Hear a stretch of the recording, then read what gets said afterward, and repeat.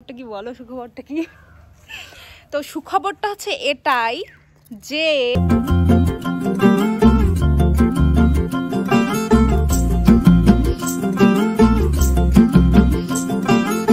किसके दो पंख लेके उड़ा चला जाए रे जहाँ नहीं जाना था ये।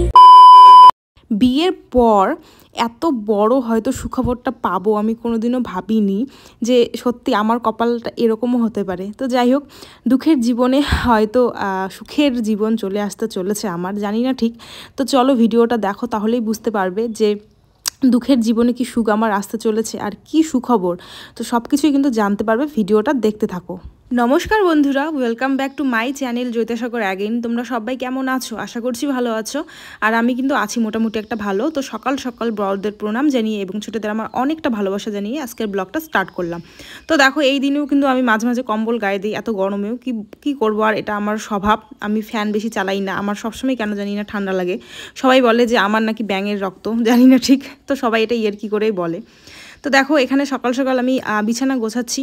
আর একটা কথা তোমাদের সঙ্গে শেয়ার করি, একজন বলেছিল আগের ব্লগটাতে আর কি, তুমি দেখি কথায় কথায় বলো শ্বশুর বাড়ির কাজ করি, বাপের বাড়ি কাজ করি না, কিন্তু আমরা তো দেখি তুমি বাপের বাড়িতেও সব কাজ করছো। অবশ্যই, এটা তো আমি কোনোদিনও তোমাদের বলিনি যে আমি বাবার বাড়িতে কাজ করি না।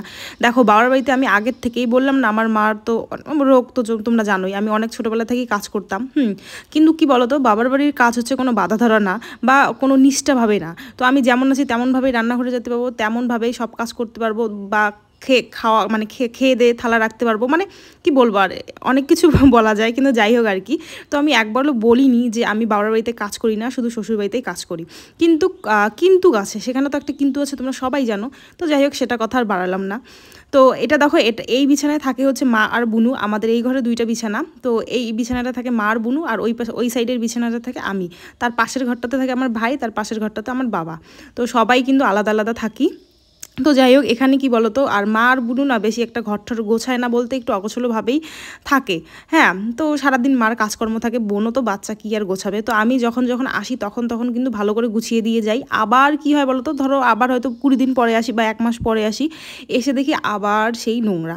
তো তারপরে কি করি বলো তো, আবার গোছাই। তারপরে আবার হয়তো শ্বশুরবাড়ি যাওয়ার আগে হয়তো আবার গুছিয়ে রেখে যাই, পরে আবার এসে দেখি সেম ওরকম। কেন হয় বলো তো, কারণ আমি যখন 9-এ পড়ি তখন কিন্তু আমরা এই বাড়িতে এসেছিলাম, আমাদের পুরানা বাড়ি থেকে।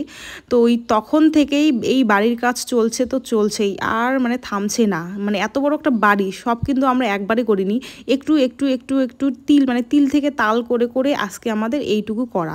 তার মধ্যে দেখো, এখনও ঘরঠর কোনো কিছু রং করা হয়নি। হ্যাঁ, উপরে সিলিং ঠিলিং সব কিছু লাগানো হয়েছে, কিন্তু ঘরঠর এখনও রং করা হয়নি।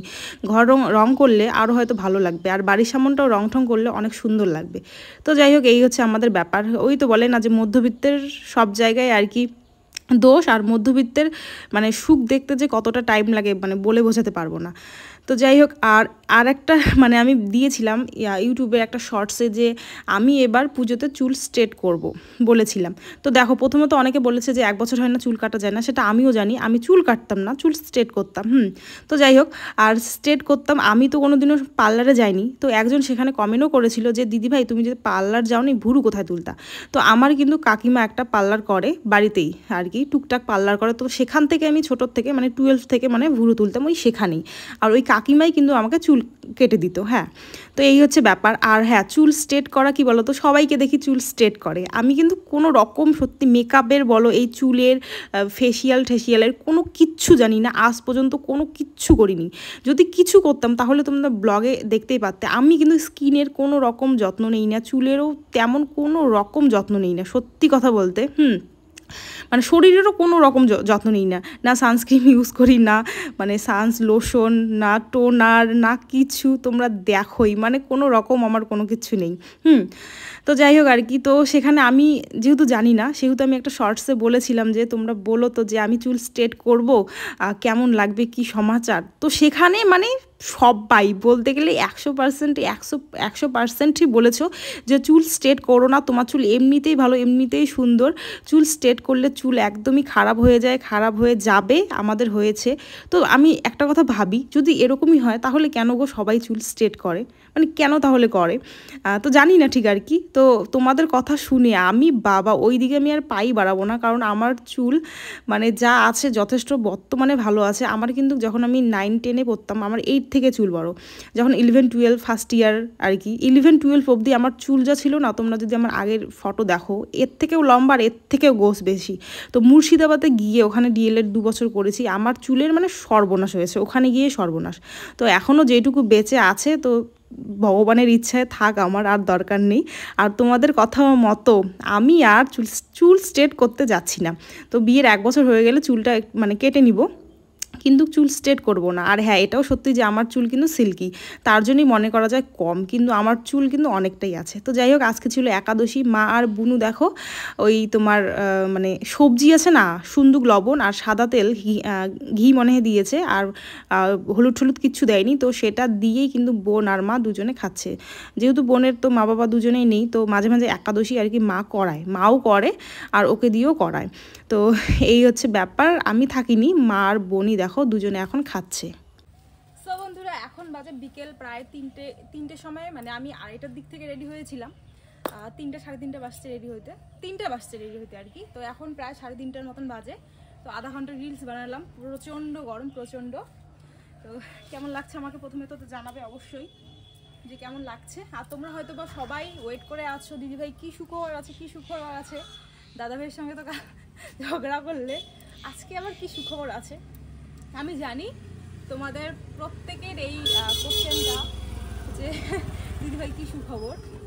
তো কী রে আছে, জয়ের বন্ধু আসছে, মানে আমার ভাইয়ের। তো যাই হোক আর কি। তো চলো এখন তোমাদের সঙ্গে শেয়ার করবো যে কী সুখবর আছে।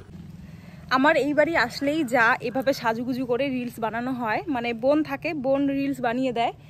আর সাজুগুজু বলতে সাজুগুজু একাই করি, ও একটু হেল্প করে, না হলে এরকম শাড়ি ওই বাড়িতে পরাই যায় না।